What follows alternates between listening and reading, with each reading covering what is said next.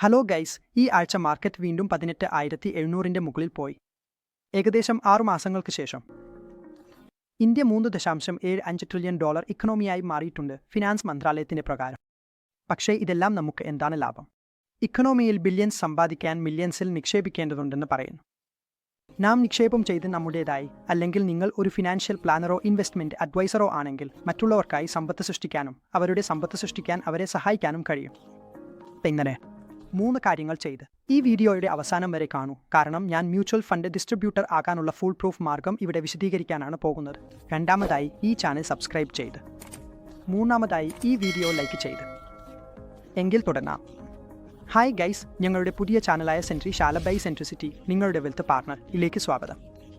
എൻ്റെ പേര് അനുജാണ്. നിങ്ങൾ കാണുന്നത് ഞങ്ങളുടെ death series 5 pass four shore videos ആണ്. ഇനി വരുന്ന എല്ലാ വീഡിയോസിലും നാം ഡെത്ത് സീരീസ് 5 മ്യൂച്വൽ ഫണ്ട് ഡിസ്ട്രിബ്യൂട്ടേഴ്സിൻ്റെ എല്ലാ ചാപ്റ്ററുകളും കവർ ചെയ്യും. ഇന്ന് നാം സംസാരിക്കാൻ പോകുന്ന ചാപ്റ്റർ ഇൻവെസ്റ്റ്മെൻറ്റ് ലാൻഡ്സ്കേപ്പാണ്. ഇത് ഡെത്ത് സീരീസ് 5ൻ്റെ ആദ്യത്തെ ചാപ്റ്ററാണ്. ഇതിനു മുമ്പ് ഞാൻ നിങ്ങളോട് പറയട്ടെ, ഡെത്ത് സീരീസ് 5 എന്നത് സെബിയുടെ നിർബന്ധിത പരീക്ഷയാണ് എല്ലാ മ്യൂച്വൽ ഫണ്ട് ഡിസ്ട്രിബ്യൂട്ടർമാർക്കും. നാം ഡെത്ത് സീരീസ് 5ൻ്റെ മുഴുവൻ പാഠ്യപദ്ധതിയും പ്രാക്ടീസ് ചോദ്യങ്ങൾ ഉൾപ്പെടെ കവർ ചെയ്യും. ഇത് നിങ്ങൾക്ക് വിജയകരമായ ഒരു ഫിനാൻഷ്യൽ അഡ്വൈസർ ആകാൻ നിങ്ങളുടെ അറിവ് വർദ്ധിപ്പിക്കാൻ സഹായിക്കും. അപ്പോൾ നമുക്ക് തുടങ്ങാം. ഈ വീഡിയോകളുടെ പ്രധാന ഉദ്ദേശ്യം ഡെത്ത് സീരീസ് 5 പരീക്ഷയിൽ ഓരോ തവണയും അല്ലെങ്കിൽ കൂടുതലായും ചോദിക്കപ്പെടുന്ന വിഷയങ്ങളെയും ചോദ്യങ്ങളെയും ലളിതമായ രീതിയിൽ സ്പർശിച്ച് നിങ്ങൾക്ക് മുഴുവൻ സിലബസും കവർ ചെയ്യാൻ സഹായിക്കുകയാണ്. ശരി, അപ്പോൾ ആദ്യ അധ്യായം ഇൻവെസ്റ്റ്മെൻറ്റ് ലാൻഡ്സ്കേപ്പ് ആണ്. ഇൻവെസ്റ്റ്മെൻറ്റ് ലാൻഡ്സ്കേപ്പ് എന്നതാണ് ആദ്യ അധ്യായം. ഇതിൽ ഇന്ന് നാം ചില പ്രധാന വിഷയങ്ങൾ കവർ ചെയ്യാം. ഈ അധ്യായം പഠിച്ചതിന് ശേഷം നിങ്ങൾക്ക് നിക്ഷേപകരെയും അവരുടെ സാമ്പത്തിക ലക്ഷ്യങ്ങളെയും സംരക്ഷണവും നിക്ഷേപവും, വിവിധ തരത്തിലുള്ള ആസ്തി ക്ലാസുകളും വിവിധ തരത്തിലുള്ള നിക്ഷേപ റിസ്കുകളും, റിസ്ക് അളവുകളും മാനേജ്മെന്റ് തന്ത്രികളും, റിസ്ക് പ്രൊഫൈലിംഗ് മനസ്സിലാക്കലും, ആസ്തി അലോക്കേഷനും, നിക്ഷേപം നിങ്ങൾ സ്വയം ചെയ്യണോ അല്ലെങ്കിൽ ഒരു പ്രൊഫഷണലിന്റെ സഹായം ആവശ്യമാണോ എന്നതും മനസ്സിലാക്കാൻ കഴിയണം. ഇവ രണ്ടിനും തമ്മിലുള്ള വ്യത്യാസം എന്താണ് എന്നതും ഉൾപ്പെടെ ഈ എല്ലാ വിഷയങ്ങളും ഇന്ന് നാം ഉൾക്കൊള്ളാനാണ് പോകുന്നത്. ആദ്യത്തെ കാര്യമാണ് നിക്ഷേപകരും അവരുടെ സാമ്പത്തിക ലക്ഷ്യങ്ങളും. മാർക്കറ്റ് എങ്ങനെയുണ്ട് എന്ന് ആളുകൾ പറയുന്നത് നിങ്ങൾ കേട്ടിട്ടുണ്ടാവും. ഞാൻ എവിടെയാണ് നിക്ഷേപിക്കേണ്ടത്? ഏത് മ്യൂച്വൽ ഫണ്ടിലാണ് നിക്ഷേപിക്കേണ്ടത്? ഏതിൽ എത്ര റിട്ടേൺ ലഭിക്കും? ഇൻഫ്ലേഷൻ എത്രയാണ്? ഇൻഫ്ലേഷൻ അഡ്ജസ്റ്റഡ് റിട്ടേൺസ് എത്ര ലഭിക്കാം എന്നിങ്ങനെയാണ്. ഇവ ഇന്ന് മാർക്കറ്റിൽ വളരെ സാധാരണമായ ചോദ്യങ്ങളാണ് ചോദിക്കപ്പെടുന്നത്. പക്ഷേ ഈ ചോദ്യങ്ങളിൽ പ്രശ്നം എന്താണ്? ഈ എല്ലാ ചോദ്യങ്ങളും നിക്ഷേപവുമായി ബന്ധപ്പെട്ടവയാണ്. നമ്മൾ എവിടെയാണ് നിക്ഷേപിക്കേണ്ടത് എന്നതുമായി. ഈ ചോദ്യങ്ങളിൽ ഒന്നിലും നിക്ഷേപകന്റെ ആവശ്യങ്ങൾ എന്താണ് എന്ന് ചോദിച്ചിട്ടില്ല. നിക്ഷേപകന്റെ ആവശ്യങ്ങൾ ഇവിടെ പ്രാധാന്യമുള്ളതായിട്ടല്ല കണക്കാക്കുന്നത്. അതിനാലാണ് ഏറ്റവും ആദ്യത്തെ ചോദ്യം വരുന്നത്, നിക്ഷേപം എന്ത്? നിക്ഷേപം എന്തിന് എന്നതിലേക്ക് പോകുന്നതിന് മുമ്പ് നാം ഒരു ഉദാഹരണം നോക്കാം. ഒരു 8 വയസ്സുള്ള പെൺകുട്ടിയുണ്ട്. അവൾക്ക് വളർന്ന് ശാസ്ത്രജ്ഞയാകണം എന്ന ആഗ്രഹമുണ്ട്. ഒപ്പം 10-12 വർഷങ്ങൾക്കു ശേഷം അവളോ അവളുടെ കുടുംബമോ അവളുടെ വിദ്യാഭ്യാസത്തിനായി വലിയൊരു തുക ആവശ്യമായിരിക്കും. 30 മുതൽ 35 വയസ്സുള്ള ഒരാൾ ഉണ്ട്. അവൻ തന്റെ വിരമിക്കൽക്കായി ഒരു വലിയ തുക വേണമെന്ന് ആഗ്രഹിക്കുന്നു. ഏതെങ്കിലും ഒരു നിർദ്ദിഷ്ട തുക വേണം. കൂടാതെ 50 കുറയ്ക്കുക 55 വയസ്സുള്ള മറ്റൊരാൾ ഉണ്ട്. അവന്റെ വിരമിക്കൽ വളരെ അടുത്ത് എത്തിക്കൊണ്ടിരിക്കുന്നു. അവനെയും വിരമിക്കൽക്കായി വലിയൊരു തുക വേണം. മറ്റൊരു ഉദാഹരണം കൂടി നോക്കാം. ഉദാഹരണത്തിന്, ഒരാൾക്ക് 40 വയസ്സാണ്. അവനൊപ്പം മറ്റൊരാളുണ്ട്. അവൻ 4 മുതൽ 5 വർഷത്തിനുള്ളിൽ ഒരു വീട് വാങ്ങാൻ ആഗ്രഹിക്കുന്നു. ശരി, ഇവയൊക്കെയും അവരുടെ സാമ്പത്തിക ലക്ഷ്യങ്ങൾ എന്നാണ് കണക്കാക്കുന്നത്. നമുക്ക് വിരമിക്കൽ പ്ലാനിങ്ങിനായി ഒരു നിർദ്ദിഷ്ട തുക വേണമെന്നുണ്ടാകുമ്പോഴും, കുട്ടിയുടെ വിദ്യാഭ്യാസത്തിനോ വിവാഹത്തിനോ അല്ലെങ്കിൽ മറ്റേതെങ്കിലും ചെലവിനോ വേണ്ടി ഒരു തുക വേണമെന്നുണ്ടാകുമ്പോഴും, അല്ലെങ്കിൽ ആരെങ്കിലും വീട് വാങ്ങാൻ ആഗ്രഹിക്കുമ്പോഴും, ഇവയൊക്കെയും സാമ്പത്തിക ലക്ഷ്യങ്ങളുടെ വിഭാഗത്തിലേക്ക് വരുന്നു. അതിനാൽ ഇവയാണ് സാമ്പത്തിക ലക്ഷ്യങ്ങൾ. ഇവ വിവിധ തരത്തിലുള്ളവയായിരിക്കും. നിങ്ങളുടെ ഒരു സാമ്പത്തിക ലക്ഷ്യത്തിന് വളരെ കുറച്ച് സമയത്തിനുള്ളിൽ തന്നെ ആവശ്യമുണ്ടെങ്കിൽ അതിനെ ഷോർട്ട് ടേം ഗോൾ എന്നിങ്ങനെ പരിഗണിക്കും. നിങ്ങൾക്ക് ചില ദീർഘകാല ലക്ഷ്യങ്ങൾ ഉണ്ടെങ്കിൽ, നിങ്ങൾ ഇപ്പോൾ 30 വയസ്സോ 35 വയസ്സോ ഉള്ളവരാണെങ്കിൽ, ആ 2 സാമ്പത്തിക ലക്ഷ്യങ്ങൾ നിങ്ങൾക്ക് ഇപ്പോൾ വളരെ ദൂരെയാണെങ്കിൽ, 20 വർഷം ദൂരെയാണെങ്കിൽ, 25 വർഷം ദൂരെയാണെങ്കിൽ, 30 വർഷം ദൂരെയാണെങ്കിൽ, ഇവയെല്ലാം ദീർഘകാല ലക്ഷ്യങ്ങൾ എന്നിങ്ങനെയാണ് പരിഗണിക്കുന്നത്. ഇപ്പോൾ നാം കണ്ടു ദീർഘകാല ലക്ഷ്യങ്ങൾ എന്താണ് എന്ന്. എന്നാൽ ഈ ദീർഘകാല ലക്ഷ്യങ്ങൾ നേടാൻ നമുക്ക് ചില നിക്ഷേപങ്ങൾ ചെയ്യേണ്ടതുണ്ട്. നാം ഇപ്പോൾ ചെയ്യുന്ന സംരക്ഷണം ആ കോർപ്പസിലേക്കോ ആ ലക്ഷ്യത്തിലേക്കോ എത്താൻ മതിയാകുമോ, അല്ലെങ്കിൽ അതിനായി നമുക്ക് കൂടുതൽ നിക്ഷേപങ്ങൾ ചെയ്യേണ്ടതുണ്ടോ എന്ന് നോക്കണം. നിക്ഷേപം ചെയ്യേണ്ടതാണെങ്കിൽ എത്ര നിക്ഷേപം ചെയ്യണം എന്ന് നമുക്ക് അറിയേണ്ടതുണ്ട്. നമുക്ക് ചെയ്യേണ്ട നിക്ഷേപം സംബന്ധിച്ചുള്ള ആ റിസ്ക് നാം എടുക്കാൻ കഴിയുമോ? മറ്റൊന്നും അല്ലെങ്കിൽ ഏറ്റവും വലിയ ചോദ്യം, ഈ നിക്ഷേപങ്ങൾ ഇൻഫ്ലേഷനെ തോൽപ്പിക്കാൻ കഴിയുന്നുണ്ടോ എന്നതാണ്. മാർക്കറ്റിൽ ചില നിക്ഷേപങ്ങൾ ഉണ്ട്. ഉദാഹരണത്തിന് ഡെറ്റ് ഇൻവെസ്റ്റ്മെൻറ്റ്. ഇത് പിന്നീട് വിശദീകരിക്കും. ഡെറ്റ് ഇൻവെസ്റ്റ്മെൻറ്റ് എന്നത് എന്താണ്? ഉദാഹരണത്തിന്, ഒരു ഡെറ്റ് ഇൻവെസ്റ്റ്മെന്റ് നിങ്ങൾക്ക് 7 മുതൽ 7% വരെ റിട്ടേൺ നൽകുന്നു. വീണ്ടും സാമ്പത്തിക വ്യവസ്ഥയിൽ ഇൻഫ്ലേഷൻ 7% ഒടുവിൽ നിങ്ങളുടെ നെറ്റ് റിട്ടേൺ ശൂന്യമായിത്തീരുന്നു. അതിനാൽ നിങ്ങൾക്ക് ഇൻഫ്ലേഷൻ അനുസരിച്ചുള്ള റിട്ടേൺ നൽകുന്ന ആസ്തി വിഭാഗം തിരഞ്ഞെടുക്കേണ്ടതുണ്ട്. ഉദാഹരണത്തിന് ഇക്വിറ്റി. ഈ കാര്യങ്ങളെക്കുറിച്ച് നാം വരാനിരിക്കുന്ന അധ്യായങ്ങളിലും ഇന്നത്തെ വീഡിയോകളിലും വിശദമായി അറിയാൻ കഴിയുന്നതാണ്. നിക്ഷേപം നടത്തുന്നതിന് മുമ്പ് നാം ചില ഘടകങ്ങൾ പരിഗണിക്കുന്നു. ആദ്യം സുരക്ഷിതത്വം. നാം എപ്പോഴെങ്കിലും നിക്ഷേപം നടത്തുമ്പോൾ ആദ്യം ഞങ്ങൾ ആഗ്രഹിക്കുന്നത് നമ്മുടെ മൂലധനം സംരക്ഷിക്കപ്പെടണം എന്നതാണ്. കൂടാതെ ചില റിസ്ക് എടുത്ത് റിട്ടേൺസ് വർദ്ധിക്കുന്നുണ്ടെങ്കിൽ അതും ഞങ്ങൾ കാണുന്നു. എത്ര റിസ്ക് എടുക്കണം, അതിനനുസരിച്ച് എത്ര റിട്ടേൺസ് വർദ്ധിക്കുന്നു എന്നതും പരിഗണിക്കുന്നു. എന്നാൽ സുരക്ഷിതത്വം ആണ് നാം നമ്മുടെ ഏത് നിക്ഷേപത്തിലും ഏറ്റവും പ്രധാനമായി കാണുന്നത്. രണ്ടാമത്തെ ഘടകം ലിക്വിഡിറ്റിയാണ്. ലിക്വിഡിറ്റി എന്നത് നിങ്ങളുടെ നിക്ഷേപം എത്ര എളുപ്പത്തിൽ പണമായി മാറ്റാൻ കഴിയുമെന്നതാണ്. നിങ്ങൾ നടത്തിയ നിക്ഷേപം എത്ര എളുപ്പത്തിൽ നിങ്ങൾക്ക് പണമായി മാറ്റാൻ കഴിയുന്നു എന്നതാണ് ഇതിൽ പ്രധാനമായത്. നിങ്ങൾ റിയൽ എസ്റ്റേറ്റിൽ നിക്ഷേപം നടത്തിയിട്ടുണ്ടെങ്കിൽ അതിനെ പണമായി മാറ്റുന്നത് എളുപ്പമല്ലെങ്കിൽ നിങ്ങൾക്ക് പണം ആവശ്യമുള്ളപ്പോൾ അത് വളരെ ബുദ്ധിമുട്ടായിരിക്കും. റിയൽ എസ്റ്റേറ്റിൽ ചിലവയുണ്ട്, ചുരുക്കം ചിലരുണ്ട്. ചില പ്രോപ്പർട്ടികൾ എളുപ്പത്തിൽ വിൽക്കാൻ കഴിയാത്തവയാണ്. അതിനാൽ നിങ്ങൾ ചെയ്യുന്ന നിക്ഷേപം ലിക്വിഡ് ആണോ അല്ലയോ എന്നത് നിങ്ങൾ ശ്രദ്ധിക്കണം. നാം ഏതെങ്കിലും നിക്ഷേപം ചെയ്യുന്നതിന് മുമ്പ് അതിൽ എത്ര റിട്ടേൺ ലഭിക്കുന്നു എന്ന് നോക്കാറുണ്ട്. റിസ്ക് അനുസരിച്ച് അല്ലെങ്കിൽ ചിലപ്പോൾ നാം റിസ്ക് അവഗണിക്കാറുമുണ്ട്. നാം വെറും അതിൽ എത്ര റിട്ടേൺ ലഭിക്കുന്നു എന്നതേ നോക്കാറുള്ളൂ. ഉദാഹരണത്തിന് ഇക്വിറ്റിയിൽ ദീർഘകാല റിട്ടേൺ 14 മുതൽ 15% വരെ ലഭിക്കാം. ഡെറ്റിൽ റിട്ടേൺ 7% വരെ വരാം. കുറച്ച് കമ്മോഡിറ്റികൾ കൂടി ഉണ്ട്, സ്വർണം, വെള്ളി എന്നിവയിലേക്കും നിങ്ങൾ നിക്ഷേപിക്കാം. റിയൽ എസ്റ്റേറ്റിൽ ഉദാഹരണത്തിന് നിങ്ങൾ ഒരു പ്രോപ്പർട്ടി വാങ്ങിയാൽ അതിനെ വാടകയ്ക്ക് നൽകാനും കഴിയും. അതിനാൽ ഏതെങ്കിലും നിക്ഷേപം ചെയ്യുന്നതിന് മുമ്പ് നാം റിട്ടേണിനെയാണ് ആദ്യം നോക്കുന്നത്. നിക്ഷേപത്തിൻ്റെ അടുത്ത പ്രധാന വശം സൗകര്യമാണ്. നാം എത്ര എളുപ്പത്തിൽ ഒരു നിക്ഷേപം നടത്താൻ കഴിയുന്നു എന്നതാണ്. ഇന്ന് മ്യൂച്വൽ ഫണ്ടിൽ നിക്ഷേപിക്കുക വളരെ എളുപ്പമാണ്. നിങ്ങൾ ഓൺലൈനായി നിക്ഷേപം ചെയ്യാൻ കഴിയും. നിങ്ങൾ മൊബൈൽ ആപ്പിലൂടെ നിക്ഷേപം ചെയ്യാൻ കഴിയും. നിങ്ങൾ ഡെസ്ക്ടോപ്പിൽ നിന്നുമാണ് നിക്ഷേപം ചെയ്യാൻ കഴിയുന്നത്. ഏത് ദിവസവും നിങ്ങൾക്ക് എപ്പോഴും ഇത് ചെയ്യാൻ കഴിയും. നിങ്ങൾക്ക് നിങ്ങളുടെ പോർട്ട്ഫോളിയോ എപ്പോൾ വേണമെങ്കിലും എവിടെയും ആക്സസ് ചെയ്യാൻ കഴിയും. എല്ലാം ഓൺലൈനിലാണ്. ഇപ്പോൾ നടക്കുന്ന ഇടപാടുകളിൽ 9%-ത്തേക്കാൾ കൂടുതലാണ് ഓൺലൈനായി നടക്കുന്നത്. ഏതെങ്കിലും നിക്ഷേപം ചെയ്യുന്നതിന് മുമ്പ് അതിൽ എത്ര ടാക്സ് വരും എന്ന് നാം നോക്കാറുണ്ട്. നമുക്ക് നെറ്റ് റിട്ടേൺ എത്ര ലഭിക്കും എന്ന് നോക്കണം. FDയിൽ നാം നിക്ഷേപം ചെയ്യുമ്പോൾ 7% പലിശയാണെങ്കിൽ നമുക്ക് ടാക്സ് കണക്കാക്കി എത്ര നെറ്റ് റിട്ടേൺ ലഭിക്കും എന്ന് നോക്കണം. ഇക്വിറ്റിയിൽ ടാക്സേഷൻ എങ്ങനെയാണ്? ഇക്വിറ്റി മ്യൂച്വൽ ഫണ്ടുകളിൽ ടാക്സേഷൻ എങ്ങനെയാണ്? ഏതെങ്കിലും നിക്ഷേപം ചെയ്താലും എങ്ങനെയായാലും ടാക്സേഷൻ എന്നത് വളരെ പ്രധാനപ്പെട്ട ഒരു കാര്യമാണ് പരിഗണിക്കേണ്ടത്. സാമ്പത്തിക ലക്ഷ്യങ്ങളെക്കുറിച്ച് നാം സംസാരിച്ചു, നിക്ഷേപത്തെക്കുറിച്ചും സംസാരിച്ചു. പക്ഷേ നിക്ഷേപം എവിടെയാണ് ചെയ്യേണ്ടത്? നാം എവിടെയെല്ലാം നിക്ഷേപം നടത്താൻ കഴിയും? നാം നിക്ഷേപം നടത്താൻ കഴിയുന്ന വ്യത്യസ്ത ആസ്തി വിഭാഗങ്ങൾ ഏവയാണ്? ആദ്യം ഇക്വിറ്റി. ഇക്വിറ്റി എന്നത് ബിസിനസ്സിലെ ഉടമസ്ഥാവകാശ മൂലധനമാണ്. നിങ്ങൾ ഏതൊരു കമ്പനിയുടെ എത്ര ഷെയറുകൾ വാങ്ങുന്നുവോ അത്രയും അനുപാതത്തിൽ ആ കമ്പനിയുടെ ഉടമസ്ഥാവകാശം നിങ്ങൾക്കുണ്ട്. ഉദാഹരണത്തിന് നിങ്ങൾ ഒരു കമ്പനിയുടെ 50% ഷെയറുകൾ വാങ്ങിയാൽ നിങ്ങൾ ആ കമ്പനിയുടെ ഉടമയാണെന്ന് കണക്കാക്കപ്പെടും. ചരിത്രപരമായി നോക്കുമ്പോൾ ഇക്വിറ്റിക്ക് വളരെ നല്ല റിട്ടേൺ നൽകിയിട്ടുണ്ട്. ഉദാഹരണത്തിന് ഞാൻ സെൻസെക്സിനെ കുറിച്ച് പറയുകയാണെങ്കിൽ സെൻസെക്സ് ആദ്യമായി 1979 ആരംഭിച്ചത് 100 രൂപയിലായിരുന്നു. ആ 100 രൂപയിൽ നിന്നാണ് സെൻസെക്സ് ആരംഭിച്ചത്. ഇന്ന് മെയ് 2023 സെൻസെക്സ് 60,000 കടന്നിരിക്കുന്നു. 100 രൂപ ആയത് 1000, 2000, 5000, 10,000, 50,000, ഒടുവിൽ 60,000 എന്നിങ്ങനെയാണ് വളർച്ചയുണ്ടായത്. ഇന്ന് സെൻസെക്സ് 63,000-ൽ ട്രേഡ് ചെയ്യുകയാണ്. ഇക്വിറ്റിയിൽ പങ്കാളിയാകുന്നതിൻ്റെ ഏറ്റവും വലിയ ഗുണം നമുക്ക് വളരെ നല്ല റിട്ടേൺസ് ലഭിക്കുന്നതാണെന്നതാണ്. ഇക്വിറ്റിക്ക് ശേഷം ഡെറ്റ് ആണ് അടുത്തത്. ഡെറ്റ് എന്നത് ഞാൻ വളരെ ലളിതമായ ഭാഷയിൽ വിശദീകരിക്കണമെങ്കിൽ ഇത് ഒരു കടമാണ്. ഉദാഹരണത്തിന് മിസ്റ്റർ എ മിസ്റ്റർ ബിക്ക് 1,00,000 രൂപ നൽകി ഒരു വർഷത്തേക്ക് 10% പലിശ നൽകണമെന്ന് പറഞ്ഞു. കൂടാതെ ഒരു വർഷം കഴിഞ്ഞ് ആ 1,00,000 രൂപയും തിരികെ നൽകണമെന്ന് പറഞ്ഞു. അതിനാൽ ഒരു വർഷം കഴിഞ്ഞ് മിസ്റ്റർ ബി മിസ്റ്റർ എക്ക് 1,00,000 രൂപ തിരികെ നൽകും. കൂടാതെ 10% പലിശയായ 10,000 രൂപയും നൽകും. അതിനാൽ ലളിതമായ വാക്കുകളിൽ പറഞ്ഞാൽ ഇതാണ് ഡെറ്റ്. നാം ഡെറ്റിൽ നിക്ഷേപിക്കുമ്പോൾ ഡെറ്റിൻ്റെ പല ഇഷ്യൂവേഴ്സും ഉണ്ട്. ഉദാഹരണത്തിന് കമ്പനികൾ, യൂണിയൻ സർക്കാർ, സംസ്ഥാന സർക്കാർ, മുനിസിപ്പൽ കോർപ്പറേഷൻ, ബാങ്കുകൾ, ഫിനാൻഷ്യൽ ഇൻസ്റ്റിറ്റ്യൂട്ടുകൾ, സ്ഥാപനങ്ങൾ, പബ്ലിക് സെക്ടർ എന്റർപ്രൈസുകൾ തുടങ്ങിയവ. ബോണ്ടുകളും ഡെറ്റും സാധാരണയായി ഇക്വിറ്റിയേക്കാൾ സുരക്ഷിതമാണെന്ന് കരുതപ്പെടുന്നു. പക്ഷേ ഇത് പൂർണ്ണമായും സുരക്ഷിതമാണോ അല്ലെങ്കിൽ ഇതിൽ നിർബന്ധമായും റിട്ടേൺ ലഭിക്കും എന്നതല്ല. നമ്മുടെ ക്യാപിറ്റൽ താഴെ വീഴില്ല. അങ്ങനെ അല്ല, ഡെറ്റ് ഇൻവെസ്റ്റ്മെൻറ്റിലും ചില റിസ്കുകളുണ്ട്. കമ്മോഡിറ്റികൾ. ഇത് മറ്റൊരു വിഭാഗമാണ് പലതരത്തിലുള്ളവയിൽ ആളുകൾക്ക് പൊതുവെ പരിചയമുള്ളത്. നാം പല കമ്മോഡിറ്റികളും ഉപയോഗിക്കുന്നു. കൃഷി കമ്മോഡിറ്റികളായാലും സ്വർണമോ വെള്ളിയോ ആയാലും എല്ലാം നാം ഉപയോഗിക്കുന്നു. എന്നാൽ ഇവയിൽ നിക്ഷേപം നടത്തുന്നത് അത്ര തന്നെ ബുദ്ധിമുട്ടാണ്. എങ്കിലും നാം കമ്മോഡിറ്റികൾ വാങ്ങാൻ കഴിയും മൾട്ടി കമ്മോഡിറ്റി എക്സ്ചേഞ്ചിൽ പോയി. നാം എങ്ങനെ NSEയിലും BSEയിലും ഷെയറുകൾ വാങ്ങുന്നുവോ അതുപോലെ MCX എന്നത് ഒരു ഇൻഡെക്സ് ആണ്. മൾട്ടി കമ്മോഡിറ്റി എക്സ്ചേഞ്ച് എന്നിവത്ത് പോയി നാം കമ്മോഡിറ്റികൾ വാങ്ങാൻ കഴിയും.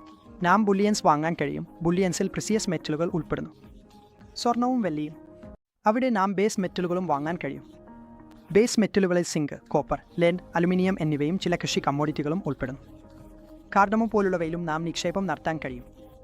ഏത് കമ്മോഡിറ്റിയിലും നാം നിക്ഷേപം നടത്താൻ കഴിയും. നിങ്ങൾക്ക് ക്രൂഡ് വാങ്ങാൻ ആഗ്രഹമുണ്ടെങ്കിൽ അതും വാങ്ങാൻ കഴിയും. പക്ഷേ പ്രശ്നം എന്തെന്നാൽ ഇവയെല്ലാം ഡെറിവേറ്റീവ് കരാറുകളാണ്. ഇവ എല്ലാം ലീവറേജ് ചെയ്ത കോൺട്രാക്റ്റുകളാണ്. ഇവയിൽ റിസ്ക് അത്രയേറെ കൂടുതലാണ്. ലീവറേജ്, മാർജിൻ ട്രേഡിംഗ് എന്നിവയെക്കുറിച്ച് നാം വേറൊരു വീഡിയോയിൽ വിശദമായി സംസാരിക്കും. ഇപ്പോൾ നിങ്ങൾ മനസ്സിലാക്കേണ്ടത് കമ്മോഡിറ്റികളിലേക്കുള്ള നിക്ഷേപം റിസ്കിയാണെന്ന് മാത്രമാണ്. കാരണം ഇവ എല്ലാം ഡെറിവേറ്റീവ് കോൺട്രാക്റ്റുകളാണ്. എന്നാൽ നിങ്ങൾക്ക് ഫിസിക്കൽ ഗോൾഡ് വീട്ടിൽ സൂക്ഷിക്കാം. അത് വീണ്ടും വളരെ നല്ല ഒരു നിക്ഷേപമാണ്. നിങ്ങൾക്ക് വെള്ളിയും വാങ്ങാൻ കഴിയും. പക്ഷേ നിങ്ങൾ എക്സ്ചേഞ്ച് വഴി ട്രേഡ് ചെയ്യുകയോ എക്സ്ചേഞ്ച് വഴി നിക്ഷേപം നടത്തുകയോ ചെയ്യുകയാണെങ്കിൽ ഷെയറുകൾ പോലെ തന്നെ നിങ്ങൾക്ക് നിങ്ങളുടെ ഡിമാറ്റ് അക്കൗണ്ടിൽ യൂണിറ്റുകൾ വേണമെങ്കിൽ നിങ്ങൾക്ക് ഒരു ഡെറിവേറ്റീവ് കമ്മോഡിറ്റി കോൺട്രാക്റ്റ് തന്നെ വാങ്ങേണ്ടി വരും. അത് റിസ്കിയുള്ള റിയൽ എസ്റ്റേറ്റാണ്. സാധാരണയായി റിയൽ എസ്റ്റേറ്റിൽ നിക്ഷേപം ചെയ്യാൻ ആളുകൾക്ക് പറയാറുണ്ട് വളരെ വലിയ തുക ആവശ്യമാണ്. പക്ഷേ നിങ്ങൾക്ക് റിയൽ എസ്റ്റേറ്റ് മ്യൂച്വൽ ഫണ്ടുകൾ വഴി റിയൽ എസ്റ്റേറ്റിലും നിക്ഷേപം ചെയ്യാൻ കഴിയും. റിയൽ എസ്റ്റേറ്റിലെ ചില കമേഴ്ഷ്യൽ പ്രോജക്റ്റുകളിൽ നിങ്ങൾക്ക് നിക്ഷേപം ചെയ്യാൻ കഴിയും. അവിടെ നിന്ന് റിലീസ് ആയും വാടകയുമായി വരുമാനം ലഭിക്കുന്നു. ചിലപ്പോൾ നമ്മൾ താമസിക്കുന്നതിനു വേണ്ടി വ്യക്തിപരമായ ഉപയോഗത്തിനായി നിക്ഷേപം ചെയ്യാറുണ്ട്. കൂടാതെ പ്രോപ്പർട്ടിയിൽ നടത്തിയ നിക്ഷേപങ്ങൾ കഴിഞ്ഞ കുറേ വർഷങ്ങളിൽ നല്ല റിട്ടേൺസ് തന്നിട്ടുണ്ടെന്ന് സാധാരണയായി കാണാം. ഉദാഹരണത്തിന് റെസിഡൻഷ്യൽ, കമേഴ്ഷ്യൽ പ്രോജക്റ്റുകൾ എന്നിവ. റിയൽ എസ്റ്റേറ്റ്, മ്യൂച്വൽ ഫണ്ടുകൾ, real estate investment trust, infrastructure investment trust എന്നിവയുമാണ്. അങ്ങനെ ഈ 3-4 വഴികളിലൂടെ നാം റിയൽ എസ്റ്റേറ്റിൽ നിക്ഷേപം നടത്തുന്നു. അപ്പോൾ ഒരിക്കൽ കൂടി ഞാൻ നിങ്ങൾക്ക് വിവിധ ആസ്തി വിഭാഗങ്ങളിൽ വരുന്ന ഇൻവെസ്റ്റ്മെൻറ്റ് അവസരങ്ങൾ വിശദീകരിക്കാം. ഇക്വിറ്റിയിൽ നമുക്ക് ബ്ലൂ ചിപ്പ് കമ്പനികൾ, മിഡ് ക്യാപ് കമ്പനികൾ, സ്മോൾ ക്യാപ് കമ്പനികൾ, ലിസ്റ്റഡ്, അൺലിസ്റ്റഡ് കമ്പനികൾ എന്നിവയുണ്ട്. വിദേശ സ്റ്റോക്കുകളും ഇക്വിറ്റി മ്യൂച്വൽ ഫണ്ടുകളും ഉണ്ട്. എക്സ്ചേഞ്ച് ട്രേഡഡ് ഫണ്ടുകളും ഇൻഡെക്സ് ഫണ്ടുകളും ഉണ്ട്. ഈ എല്ലാ ഫണ്ടുകളും ചാപ്റ്റർ 2ലെ വീഡിയോകളിൽ വരും. അവിടെ വിശദമായി വിശദീകരിക്കും. ഫിക്സ്ഡ് ഇൻകമിൽ നിങ്ങൾക്ക് ബാങ്കിൽ ഫിക്സ്ഡ് ഡിപ്പോസിറ്റ് ചെയ്യാം, RD ചെയ്യാം, ബാങ്കിൽ നിന്ന് പോളിസികൾ എടുക്കാം, LIC പോളിസി എടുക്കാം. സീനിയർ സിറ്റിസൺ സേവിംഗ് സ്കീം ഉണ്ട്, റിക്കറിംഗ് ഡിപ്പോസിറ്റുകൾ ഉണ്ട്, കമ്പനികളുടെ ഫിക്സ്ഡ് ഡിപ്പോസിറ്റുകൾ അഥവാ സിഡികൾ ഉണ്ട്, കോർപ്പറേറ്റ് ഡിപ്പോസിറ്റുകൾ ഉണ്ട്, CP, ഡിബെഞ്ചർ ബോണ്ടുകൾ ഉണ്ട്, വിവിധ തരത്തിലുള്ള ഡെറ്റ് ഇൻസ്ട്രുമെൻറ്റുകളും ഉണ്ട്. മ്യൂച്വൽ ഫണ്ടുകളും ഇതിൽ ഉൾപ്പെടുന്നു. കമ്മോഡിറ്റികളിൽ ഞാൻ നിങ്ങളോട് പറഞ്ഞതുപോലെ ഗോൾഡ്, സിൽവർ, അഗ്രികൾച്ചർ കമ്മോഡിറ്റികൾ, ക്രൂഡ് ഓയിൽ, അതുപോലെ ബേസ് മെറ്റലുകൾ ആയുള്ള സിങ്ക്, ലെഡ്, കോപ്പർ, അലുമിനിയം എന്നിവയൊക്കെ ഈ ഇൻവെസ്റ്റ്മെൻറ്റുകളിൽ ഉൾപ്പെടുന്നു. റിയൽ എസ്റ്റേറ്റിൽ ഞാൻ പറഞ്ഞതുപോലെ നിങ്ങൾക്ക് താമസിക്കാൻ പ്രോപ്പർട്ടി വാങ്ങാൻ കഴിയും. ചില കമേഴ്ഷ്യൽ പ്രോജക്റ്റുകൾക്കായി നിങ്ങൾക്ക് പ്രോപ്പർട്ടി വാങ്ങാൻ കഴിയും. വിവിധ തരത്തിലുള്ള മ്യൂച്വൽ ഫണ്ടുകളിൽ, ഇൻഫ്രാസ്ട്രക്ചർ മ്യൂച്വൽ ഫണ്ടുകളിൽ നിങ്ങൾക്ക് ഇൻവെസ്റ്റ് ചെയ്യാൻ കഴിയും. ഹൈബ്രിഡ് ആസറ്റ് ക്ലാസ്സിലെ ഹൈബ്രിഡ് മ്യൂച്വൽ ഫണ്ടുകളിൽ നിങ്ങൾക്ക് ഇൻവെസ്റ്റ് ചെയ്യാൻ കഴിയും. അവിടെ ഇക്വിറ്റിയും ഡെറ്റും ചേർന്ന ഒരു പ്രൊപോർഷൻ ഉണ്ടാകും. 3 തരത്തിലുള്ള ഹൈബ്രിഡ് സ്കീമുകൾ ഉണ്ട്. വീണ്ടും ഹൈബ്രിഡ് സ്കീമുകൾ 2ാം അധ്യായത്തിൽ വിശദമായി പറയുന്നതാണ്. ഇപ്പോൾ നാം ഫിനാൻഷ്യൽ ലക്ഷ്യങ്ങൾ എന്താണെന്ന് കണ്ടു, അവയെ എങ്ങനെ നേടാമെന്ന്, നിക്ഷേപം എങ്ങനെ നടത്താമെന്ന് മനസ്സിലാക്കി. നിക്ഷേപം ചെയ്യാൻ തീരുമാനിക്കുന്നതിന് മുമ്പ് നാം ഏത് ഓപ്ഷനുകളെ പരിഗണിക്കാമെന്ന് നോക്കാം. എന്നാൽ നിക്ഷേപം ചെയ്യുന്നതിന് മുമ്പ് ഏറ്റവും പ്രധാനപ്പെട്ട ഭാഗം റിസ്ക് ആണ്. നാം ആദ്യം റിസ്ക് മനസ്സിലാക്കണം. ഏത് നിക്ഷേപത്തിലും എത്ര റിസ്ക് ഉണ്ടെന്ന് അറിയണം. റിസ്ക് കൂടുതലായാൽ റിട്ടേൺ കൂടി കൂടുതലായിരിക്കും. ആദ്യത്തേത് ഇൻഫ്ലേഷൻ റിസ്ക്. ഇൻഫ്ലേഷൻ എന്നത് സാധനങ്ങളുടെ വിലയിൽ പൊതുവായ വർധനവാണ്. ഞാൻ പറയാൻ ഉദ്ദേശിക്കുന്നത് എന്തിൻ്റെയും വില വർദ്ധിക്കുമ്പോൾ അതിനെ പണപ്പെരുപ്പം എന്ന് വിളിക്കുന്നു എന്നാണ്. അത് വില ഇൻഫ്ലേഷൻ എന്നാണ് പറയുന്നത്. ഇന്ന് നിങ്ങൾ ഒരു വസ്തു 100 രൂപ വാങ്ങി അതിൻ്റെ വില 105, 104, 106 അല്ലെങ്കിൽ 110 ആയാൽ അതാണ് ഇൻഫ്ലേഷൻ്റെ പ്രഭാവം. അത് മഹങ്ങായാണ്. ഇൻഫ്ലേഷൻ പണത്തിൻ്റെ വാങ്ങൽ ശേഷി കുറയ്ക്കുന്നു. ഈ പട്ടിക നോക്കൂ, എങ്ങനെ ഇൻഫ്ലേഷൻ നമ്മുടെ വാങ്ങൽ ശേഷിയെ ബാധിക്കുന്നു എന്ന് കാണാം. ഇന്ന് ഒരു വസ്തു വാങ്ങാൻ നമ്മൾക്ക് 10,000 രൂപ ചെലവാകുന്നുണ്ടെങ്കിൽ 5 വർഷത്തിന് ശേഷം ഇൻഫ്ലേഷൻ 8% ആയി കണക്കാക്കിയാൽ 5 വർഷത്തിന് ശേഷം അതിന് 14,693 രൂപ ചെലവാകും. 10 വർഷം കഴിയുമ്പോൾ 1,589 രൂപയാകും. 20 വർഷത്തിന് ശേഷം ഏകദേശം 66,000 രൂപയും 30 വർഷത്തിന് ശേഷം ഇന്ന് നമ്മൾ 10,000 രൂപയ്ക്ക് വാങ്ങുന്ന വസ്തുവിന് 1,00,000 രൂപയ്ക്കും അതിലധികവും നൽകേണ്ടി വരും. ഇതാണ് ഡി ഇൻഫ്ലേഷൻ. ഇത് ദീർഘകാലത്തിലും ഹ്രസ്വകാലത്തിലും വാങ്ങൽശേഷി കുറയ്ക്കുന്നു. ഇന്ത്യയിലെ സാമ്പത്തിക വ്യവസ്ഥയിൽ സാധാരണയായി ഇൻഫ്ലേഷൻ ഏകദേശം 5.5% മുതൽ 6% വരെയാണ്. അതിനാൽ ഇന്ത്യയിൽ നാം ചെയ്യുന്ന ഏത് നിക്ഷേപവും ഇന്ത്യയിൽ നിക്ഷേപിക്കുന്ന മിക്ക നിക്ഷേപകരും ആദ്യം നോക്കുന്നത് ഇൻഫ്ലേഷൻ തരണം ചെയ്യാൻ കഴിയുന്നുണ്ടോ എന്നതാണ്. Liquidity risk. നാം ഏതെങ്കിലും നിക്ഷേപം ചെയ്യുമ്പോൾ നാം ലിക്വിഡിറ്റിയെക്കുറിച്ചും സംസാരിക്കുന്നു. ലിക്വിഡിറ്റി എന്നത് നിങ്ങളുടെ നിക്ഷേപം എത്ര എളുപ്പത്തിൽ പണമായി മാറ്റാൻ കഴിയുമെന്നതാണ്. ഇപ്പോൾ നിങ്ങൾ 5 വർഷത്തേക്ക് ഒരു FD എടുത്തിട്ടുണ്ട് എങ്കിൽ അതിൽ ലിക്വിഡിറ്റി റിസ്ക് ഉണ്ട്. അത് എന്തെന്നാൽ നിങ്ങൾക്ക് അത് 5 വർഷം കഴിയുന്നതിന് മുമ്പ് റിഡീം ചെയ്യാൻ കഴിയില്ല. അല്ലെങ്കിൽ നിങ്ങൾ 5 വർഷം കഴിയുന്നതിന് മുമ്പ് അത് റിഡീം ചെയ്താലും നിങ്ങൾക്ക് ആ പലിശ ലഭിക്കാതിരിക്കാം. നിങ്ങൾ FDയിൽ നിക്ഷേപിച്ചിരിക്കുന്ന പലിശ നിരക്കിലാണ്. അപ്പോൾ മൂന്നാമത്തെയും ഏറ്റവും പ്രധാനപ്പെട്ടതുമായത് ക്രെഡിറ്റ് റിസ്ക് ആണ്. ഇത് അടിസ്ഥാനപരമായി ഫിക്സ്ഡ് ഇൻകം നിക്ഷേപങ്ങളിലും ഡെറ്റ് ഇൻവെസ്റ്റ്മെന്റുകളിലും കാണപ്പെടുന്നു. ബോറോവർ പ്രിൻസിപ്പൽ പണമോ പലിശയോ അടയ്ക്കാൻ കഴിയാത്തതിനെ ആണ് ഇത് സൂചിപ്പിക്കുന്നത്. നാം പണം നൽകിയ വ്യക്തിക്ക് പ്രിൻസിപ്പൽ തിരികെ നൽകാനും പലിശ അടയ്ക്കാനും കഴിയാത്തതിനെ ആണ് ഇത് സൂചിപ്പിക്കുന്നത്. അവൻ പ്രിൻസിപ്പൽ തിരികെ നൽകാൻ കഴിയുന്നില്ലെങ്കിൽ പലിശ അടയ്ക്കുന്നതിലും ഡിഫോൾട്ട് ചെയ്യുകയാണെങ്കിൽ അതാണ് ക്രെഡിറ്റ് റിസ്ക് എന്ന് വിളിക്കുന്നത്. നാം ഒരു ഡെറ്റിൽ ഇൻവെസ്റ്റ് ചെയ്യുമ്പോൾ അത് കോർപ്പറേറ്റ് ഡിപ്പോസിറ്റ് ആയാലും ഫിക്സ്ഡ് ഡിപ്പോസിറ്റ് ആയാലും ഏതെങ്കിലും ഇൻവെസ്റ്റ്മെൻ്റ് ആയാലും ബോണ്ടുകളായാലും ഏതെങ്കിലും കമ്പനിയുടെ ബോണ്ടായാലും അതിൽ ക്രെഡിറ്റ് റിസ്ക് ഉണ്ടാകും. മാർക്കറ്റ് റിസ്ക് എന്നത് മുഴുവൻ മാർക്കറ്റിനെയും ബാധിക്കുന്ന റിസ്ക്കാണ്. ഉദാഹരണത്തിന് കൊറോണ വൈറസ് 2020 കൊറോണ വൈറസ് വന്നപ്പോൾ മുഴുവൻ മാർക്കറ്റിനെയും കുലുക്കി. 12,000 പോയിന്റ് ആയിരുന്ന നിഫ്റ്റി 7,000 പോയിന്റിലേക്ക് താഴെ വന്നു. അത് വേറൊരു കാര്യം, അത്രയും വേഗത്തിൽ അത് തിരികെ വീണ്ടെടുക്കുകയും ചെയ്തു. പക്ഷേ ഇവയാണ് ആ റിസ്കുകൾ മുഴുവൻ മാർക്കറ്റിനെയും ബാധിക്കുന്നു. കൊറോണ വൈറസ് പോലുള്ളത് രാഷ്ട്രീയ റിസ്ക് ആകാനും സാധ്യതയുണ്ട്. ഏതെങ്കിലും സർക്കാരിൽ മാറ്റം വരുമ്പോഴും അല്ലെങ്കിൽ തെരഞ്ഞെടുപ്പ് ഫലങ്ങൾ വരുമ്പോഴും പലപ്പോഴും കണ്ടിട്ടുണ്ട് ഇക്വിറ്റി മാർക്കറ്റ് വളരെ വേഗത്തിൽ അസ്ഥിരമാകുന്നുവെന്ന്. ഏതെങ്കിലും തരത്തിലുള്ള ലോകമഹായുദ്ധം അല്ലെങ്കിൽ യുദ്ധം പോലും ഈ കാര്യത്തെ ബാധിക്കാം. അത് കൂടി മാർക്കറ്റ് റിസ്കിൻ്റെ ഭാഗമായാണ് വരുന്നത്. Interest rate risk. വീണ്ടും ഇൻട്രസ്റ്റ് റേറ്റ് റിസ്ക് ഇക്വിറ്റിയേക്കാൾ കൂടുതൽ ഡെറ്റ് ഇൻവെസ്റ്റ്മെൻറ്റിലാണ് ഉണ്ടാകുന്നത്. ബോണ്ടിൻ്റെയും സമ്പദ്വ്യവസ്ഥയിലെ പലിശ നിരക്കുകളുടെയും ഇടയിൽ ഒരു വിപരീത ബന്ധമുണ്ട്. സമ്പദ്വ്യവസ്ഥയിൽ പലിശ നിരക്കുകൾ ഉയർന്നാൽ ബോണ്ടിൻ്റെ മൂല്യം കുറയുന്നു, പലിശ നിരക്കുകൾ താഴെയായാൽ ബോണ്ടിൻ്റെ മൂല്യം ഉയരുന്നു. ഈ സിനാരിയോ വീണ്ടും റിസ്ക് ചാപ്റ്ററിൽ വിശദമായി വിശദീകരിക്കും. നാം റിസ്ക് എന്ന അധ്യായം കവർ ചെയ്യുമ്പോൾ ഇത് നിങ്ങൾക്ക് വളരെ വ്യക്തമായി മനസ്സിലാക്കാൻ കഴിയുന്നതാണ്. ഇപ്പോൾ നിങ്ങൾക്കായി പ്രധാനമായുള്ള കാര്യം ഇതാണ്: സമ്പദ്വ്യവസ്ഥയിൽ ബോണ്ടുകളും പലിശ നിരക്കുകളും തമ്മിൽ വിപരീത ബന്ധം ഉണ്ട് എന്നത് ഒരു വരിയിൽ മനസ്സിലാക്കുക. ഇക്വിറ്റി മാർക്കറ്റിനും പലിശ നിരക്കുകൾ താഴെയാകുന്നത് ഇഷ്ടമാണ്, പലിശ നിരക്കുകൾ ഉയരുന്നത് ഇഷ്ടമല്ല. കാരണം പലിശ നിരക്കുകൾ താഴെയാകുമ്പോൾ MSMEകൾക്ക് എളുപ്പത്തിൽ വായ്പ ലഭ്യമാണ്. അവർ ആ എളുപ്പ വായ്പ എടുത്ത് തങ്ങളുടെ ബിസിനസ് സ്ഥാപിക്കാൻ കഴിയും. ഇപ്പോൾ അവർ ബിസിനസ് സ്ഥാപിക്കുമ്പോൾ എന്തെങ്കിലും ഒരു ഉൽപ്പന്നം, സേവനം അല്ലെങ്കിൽ മറ്റേതെങ്കിലും വസ്തു അവർ നിർമ്മിച്ചുകൊണ്ടിരിക്കും. അവർ ഒരു സേവനം നൽകുകയോ ഉൽപ്പന്നം നിർമ്മിക്കുകയോ ചെയ്യുമ്പോൾ വീണ്ടും അവർ GDPയിലേക്ക് എന്തെങ്കിലും ചേർക്കുകയാണ്. ഉദാഹരണത്തിന്, ഏതെങ്കിലും ഉൽപ്പന്നം നിർമ്മിക്കപ്പെടുമ്പോൾ അതിലെ മുഴുവൻ ഡാറ്റയും GDPയിൽ മൂല്യം ചേർക്കുന്നതാണ്. ശരിയാണല്ലോ? മറ്റൊന്നും, പലിശ നിരക്കുകൾ ഉയർന്നാൽ വായ്പകൾ വളരെ ചെലവേറിയതാകും. MSME മേഖലയിൽ ഉള്ളവരും ബിസിനസ്സുകാരും വായ്പ എടുക്കുന്നതിൽ കുറച്ച് വൈകിയേക്കാം. ഇത് കാരണം അവരുടെ ഭാവി പദ്ധതികൾ കൂടി വൈകിയേക്കാം. GDPയിലും ഇതിൻ്റെ സ്വാധീനമുണ്ടാകാം. ഇവയൊക്കെയാണ് എല്ലാ റിസ്കുകളും. ഇപ്പോൾ എന്തെങ്കിലും ഇത്തരം തന്ത്രങ്ങൾ ഉണ്ടോ? അതിലൂടെ നാം റിസ്ക് കുറയ്ക്കാൻ കഴിയുമോ? അല്ലെങ്കിൽ റിസ്ക് കുറയ്ക്കാൻ കഴിയുന്ന ഏതെങ്കിലും നടപടികൾ ഉണ്ടോ? അപ്പോൾ നാം ആ തന്ത്രങ്ങൾ നോക്കാം. ആദ്യത്തേത് അവോയ്ഡ് ചെയ്യുക എന്നതാണ്. നിങ്ങൾക്ക് ഏതെങ്കിലും ഇൻവെസ്റ്റ്മെൻറ്റ് മനസ്സിലാകുന്നില്ലെങ്കിൽ അല്ലെങ്കിൽ അത്രയും റിസ്കിയാണെന്ന് തോന്നുന്നെങ്കിൽ അതിനെ വ്യക്തമായി ഒഴിവാക്കുക. നിങ്ങൾ അതേ ആസറ്റ് ക്ലാസ്സിൽ നിർബന്ധമായും നിക്ഷേപിക്കേണ്ടതില്ല. ഉദാഹരണത്തിന്, ഡെറിവേറ്റീവുകൾ വലിയ നാശം വിതയ്ക്കുന്ന ആയുധങ്ങൾ എന്നിങ്ങനെയാണ് കണക്കാക്കപ്പെടുന്നത്. ഡെറിവേറ്റീവുകളിൽ നിന്ന് നിങ്ങൾ അകലം പാലിക്കാം. നിങ്ങൾക്ക് എളുപ്പവും ലളിതവുമായ വ്യക്തതയുള്ള ഇൻവെസ്റ്റ്മെൻറ്റുകൾ, ഉദാഹരണത്തിന് മ്യൂച്വൽ ഫണ്ടുകൾ, ചെയ്യാം. രണ്ടാമത്തേത്, ഏതെങ്കിലും സംഭവത്തിൽ നിന്ന് ലാഭം നേടാൻ ഒരു നിലപാട് സ്വീകരിക്കുക എന്നതാണ്. ഇനി നിങ്ങൾ അങ്ങനെയൊരു ഇൻവെസ്റ്റ്മെൻറ്റ് ചെയ്യണം, ഏതെങ്കിലും സംഭവത്തിൽ നിന്ന് നിങ്ങൾക്ക് ലാഭം നേടാൻ കഴിയുന്ന വിധത്തിൽ. ഉദാഹരണത്തിന്, കൊറോണ വൈറസ് വന്നപ്പോൾ അതിനുശേഷം എല്ലാ എഡി സ്റ്റോക്കുകളും വളരെ നല്ല റിട്ടേൺ നൽകി. ഇത്തരം അവസരങ്ങൾ മാർക്കറ്റിൽ നിങ്ങൾ തന്നെ കണ്ടെത്തേണ്ടതുണ്ട്. അപ്പോൾ ആ സമയത്ത് നിങ്ങൾ എഡി സ്റ്റോക്കുകളിൽ ഇൻവെസ്റ്റ് ചെയ്തിരുന്നെങ്കിൽ നിങ്ങൾക്ക് നല്ല റിട്ടേൺ ലഭിച്ചേനെ. റിസ്ക് കുറയ്ക്കാനുള്ള ഏറ്റവും നല്ല മാർഗം ഡൈവേഴ്സിഫിക്കേഷൻ ആണ്.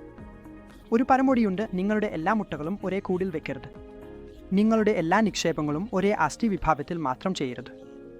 ഉദാഹരണത്തിന്, ഫിനാൻസിൻ്റെ ഒരു ലളിതമായ നിയമമുണ്ട്: 100-ൽ നിന്ന് നിങ്ങളുടെ പ്രായം കുറച്ചത് എത്രയാണോ അത്ര ശതമാനം ഇക്വിറ്റികളിൽ നിക്ഷേപിക്കണം. നിങ്ങൾക്ക് 30 വയസ്സാണെങ്കിൽ 70% എക്സ്പോഷർ ഇക്വിറ്റികളിലായിരിക്കണം. മറ്റുള്ള 30% നിങ്ങൾക്ക് ഡേറ്റിൽ നിക്ഷേപിക്കാം. 50 വയസ്സായപ്പോൾ പോർട്ട്ഫോളിയോ അർത്ഥമായിരിക്കണം. 70 വയസ്സായപ്പോൾ നിങ്ങളുടെ ഇക്വിറ്റി കുറയും. ഡേറ്റ് എക്സ്പോഷർ വർദ്ധിപ്പിക്കും. അടുത്ത വിഷയം ആസ്തി വിന്യാസം ആണ്. ആസ്തി വിന്യാസത്തിന്റെ അർത്ഥം ഒരു നിക്ഷേപകന്റെ പണം വിവിധ ആസ്തി വിഭാഗങ്ങളിൽ വിന്യസിച്ച് ഏതെങ്കിലും ലക്ഷ്യം നേടുക എന്നതാണ്. ആസ്തി വിന്യാസം എന്നതിന്റെ ഏക അർത്ഥം ഏതെങ്കിലും നിക്ഷേപകന്റെ നിക്ഷേപം വ്യത്യസ്ത ആസ്തി വിഭാഗങ്ങളിൽ നടത്തണം എന്നതാണ്. അതിലൂടെ അവൻ ആഗ്രഹിക്കുന്ന നിക്ഷേപ ലക്ഷ്യം അല്ലെങ്കിൽ സാമ്പത്തിക ലക്ഷ്യം നേടാൻ കഴിയണം. അതിനായി നാം പോർട്ട്ഫോളിയോ രൂപകൽപ്പന ചെയ്യുന്നത് റിസ്ക്കും റിട്ടേണും അനുസരിച്ചായിരിക്കും. ഉദാഹരണത്തിന്, അവൻ റിസ്ക് എടുക്കാൻ ആഗ്രഹിക്കുന്നുവെങ്കിൽ അവൻ 30 വയസ്സോ 35 വയസ്സോ ഉള്ളവനാണെങ്കിൽ അത്യന്തം പ്രാരംഭഘട്ടത്തിലാണ് ജീവിതത്തിൽ, എന്നാൽ അവന്റെ നിക്ഷേപം നാം കൂടുതൽ ഇക്വിറ്റിയിലായിരിക്കും വയ്ക്കുക. അവന്റെ ഇക്വിറ്റി എക്സ്പോഷർ കൂടുതലായിരിക്കും, ഡെറ്റ് കുറവായിരിക്കും. അവന്റെ സാമ്പത്തിക ലക്ഷ്യങ്ങൾ ദൂരെയാണെങ്കിൽ, 20 വർഷം ദൂരെയോ 25 വർഷം ദൂരെയോ ആണെങ്കിൽ, അവന്റെ മ്യൂച്വൽ ഫണ്ടുകളിൽ നാം സ്മോൾ ക്യാപ് കൂടുതലായി നൽകാം, മിഡ് ക്യാപ് കൂടുതലായി നൽകാം, ലാർജ് ക്യാപ് കുറവായി നൽകാം. ഇങ്ങനെ അവന്റെ മുഴുവൻ ആസ്തി വിന്യാസം അസറ്റ് അലോക്കേഷൻ ചെയ്യേണ്ടതായിരിക്കും. 30% നാം അവന് ഗോൾഡിൽ നൽകാം, മറ്റൊരു 30% നാം അവനെ കമ്മോഡിറ്റികളിൽ നിക്ഷേപിപ്പിക്കാം. എല്ലാം നിക്ഷേപ ലക്ഷ്യത്തിലും റിസ്കിലും സാമ്പത്തിക ലക്ഷ്യങ്ങളിലും ആശ്രയിച്ചിരിക്കുന്നു. അസറ്റ് അലോക്കേഷനിൽ 2 തരത്തിലുള്ള തന്ത്രങ്ങളുണ്ട്. ആദ്യത് സ്ട്രാറ്റജിക് അസറ്റ് അലോക്കേഷനാണ്, രണ്ടാമത് ടാക്ടിക്കൽ അസറ്റ് അലോക്കേഷനാണ്. ഇപ്പോൾ നാം സ്ട്രാറ്റജിക് അസറ്റ് അലോക്കേഷൻ കുറിച്ച് സംസാരിക്കാം. സ്ട്രാറ്റജിക് അസറ്റ് അലോക്കേഷൻ നിക്ഷേപകരുടെ സാമ്പത്തിക ലക്ഷ്യങ്ങളുമായി ചേർന്ന് പോകുന്ന ഒന്നാണ്. ഒരു നിക്ഷേപകന്റെ ലക്ഷ്യം റിട്ടയർമെന്റ് കോർപ്പസ് സൃഷ്ടിക്കലാണെങ്കിൽ, ഇന്ന് അവൻ 30 വയസ്സുകാരനാണ്. അടുത്ത 30 വർഷത്തിനുള്ളിൽ ഉദാഹരണത്തിന് അവന് 2 കോടി രൂപ വേണം, അല്ലെങ്കിൽ 5 കോടി രൂപ വേണം. ഈ ലക്ഷ്യം നേടാൻ നാം ചെയ്യുന്ന നിക്ഷേപം തന്നെയാണ് സ്ട്രാറ്റജിക് അസറ്റ് അലോക്കേഷൻ എന്ന് പരിഗണിക്കുന്നത്.